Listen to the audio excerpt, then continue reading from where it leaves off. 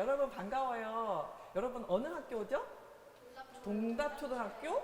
제가 알기로 5학년 친구라고 알고 있는데 맞나요? 네, 선생님은 문화관광 해설사 신윤아 해설사라고 해요. 네, 만나서 반갑습니다. 자, 여러분 지금 사는 곳이 동대문구죠? 그러면 여러분 혹시 오늘 이렇게 선생님과 이야기하고 난 다음에 나도야 동대문구 해설사가 될 수 있다 이런 자신감을 좀 얻고 갔으면 좋겠는데, 자, 여러분이 사는 동대문구에 대한 애정도가 어느 정도 되는지 선생님이 한번 OX 퀴즈를 한번 내볼게요. 자, 이제 들어갑니다. 첫 번째 문제, 총 3문제 낼게요. 동대문구에 동대문이 있다, 없다. 있으면 O, 없으면 X. 우리 동대문구에 동대문이 있을까, 없을까? 자, 하나, 둘, 셋 하고 올리는 거예요. 시작. 하나, 둘, 셋. 다 동그라미예요? 어찌하실까요? 동대문구에는 동대문이 없습니다. 동대문구에는 없고 종로구에 있대요. 자, 그러면 또 두 번째 문제. 여러분, 홍릉숲 안에는, 그러니까 이름이 홍릉이라고 이름 붙는데, 그 명성황후의 능인 홍릉이 지금 현재 있다, 없다. 있으면 O, 없으면 X. 이름은 홍릉인데, 능이 진짜 지금 현재 있을까, 없을까? X다. 하나, 둘, 셋. X예요. 왜냐면 지금 현재는 능은 없고 능터만 남아 있어요. 이제 그거 이제 오늘 이런 이야기들을 다 같이 할 거예요. 자, 마지막 세 번째 문제. 자, 동대문구는 여러분 녹지가 뭔지 알아요? 푸른 나무들이잖아요. 그런 그 나무들이 서울시 중에서 녹지가 가장 적은 곳이다. 적은 곳이면 O, 많은 곳이면 X. 뭘 것 같아요? 여기 홍릉숲이 있으니까 녹지가 가장 많을까? 적을까? 고민. 자, 하나, 둘, 셋. 적은 곳이다. 다 X? 그럼 가장 많은 곳이에요? O야? 맞아요. 지금 여기 동대문구에서는 그 홍릉숲이 어떻게 보면은 우리가 아주 필요로 하는 산소 탱크 같은 역할을 하지만 녹지가 가장 적은 곳이어서 우리한테 굉장히 소중한 곳이기도 해요. 그래서 이제 오늘 선생님이랑 홍릉숲에 대해서 이제 이야기 한번 해볼 거예요.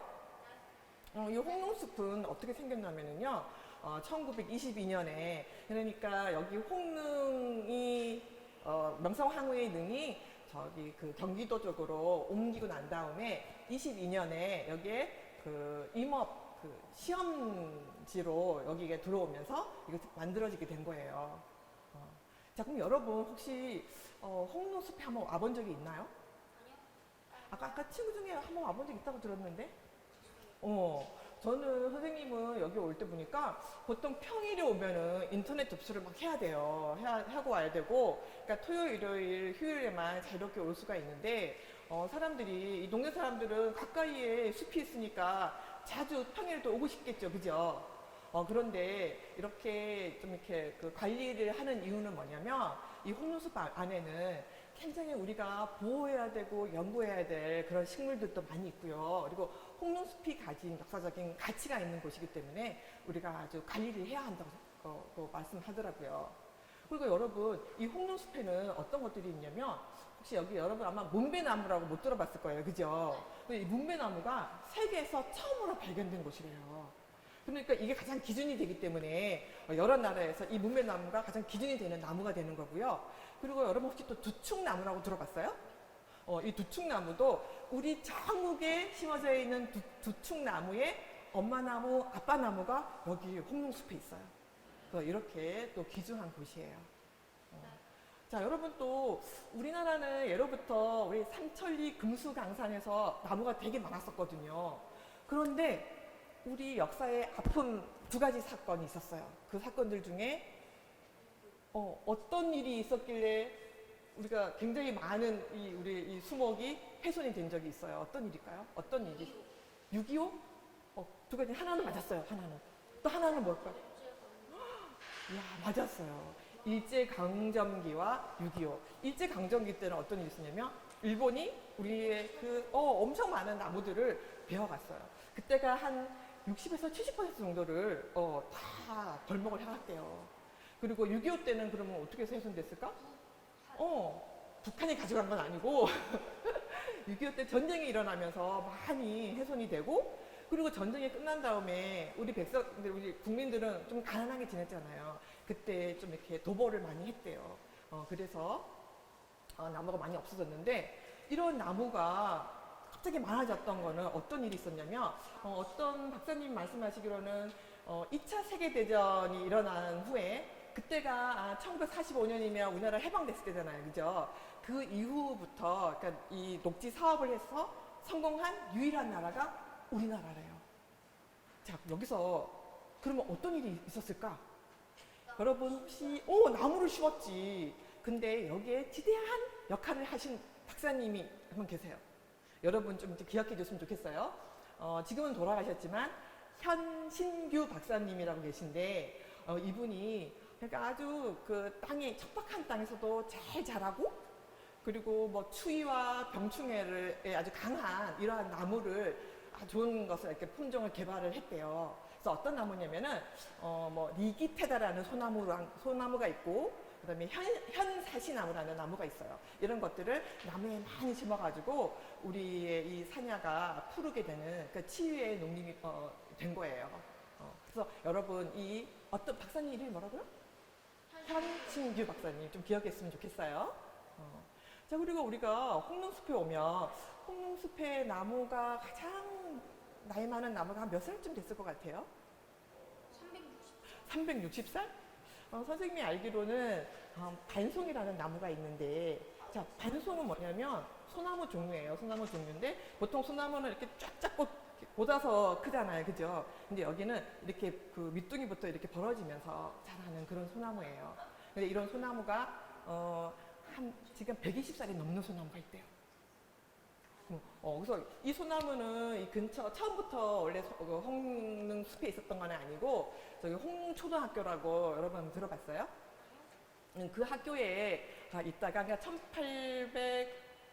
1892년에 그때 이제 태어난 나무예요. 그때 심은 나무인데 1922년에 이쪽으로 오면서 그때부터 지금부터 쭉 이렇게 홍릉숲을 이렇게 바라보고 있는 그런 나무예요. 그러면 이 나무가 바라본 이 거의 120년 넘은 이 시절을 나무가 바라봤을 때 아주 많은 이야기들이 있었겠죠. 그죠?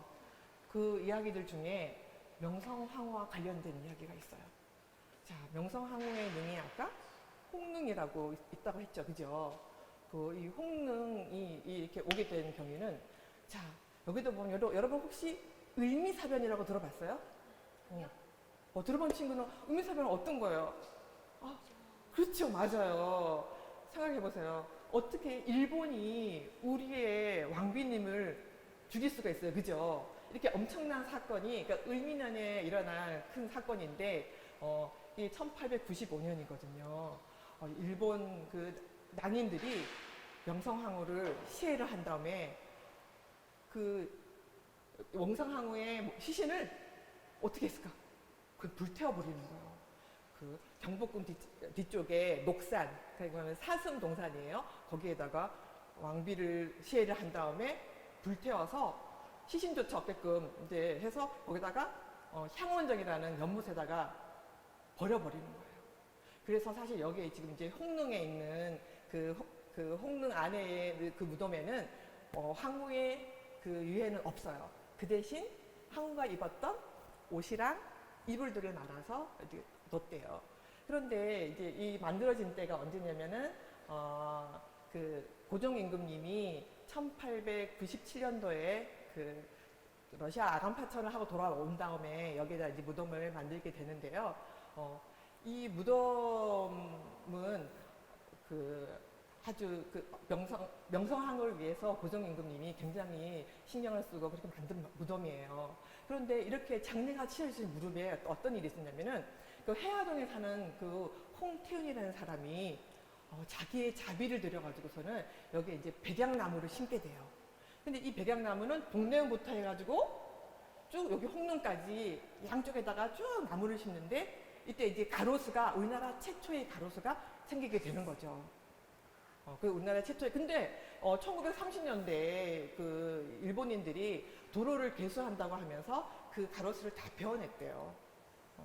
그래서 지금 보면은 지금 이 홍릉은 실제로 아까 우리 OX 퀴즈 했죠.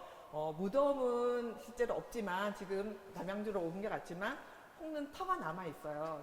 홍릉 터만 남아 있지만 우리가 계속 그냥 홍릉이라고 이렇게 얘기하는 이유는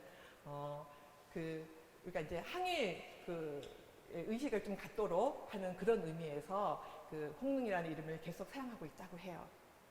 자, 그러면 이제 우리 이제부터 진짜 홍릉숲에 얽힌 그 대한제국의 이야기로 직접 이제 더 깊이 들어가 보기로 해요.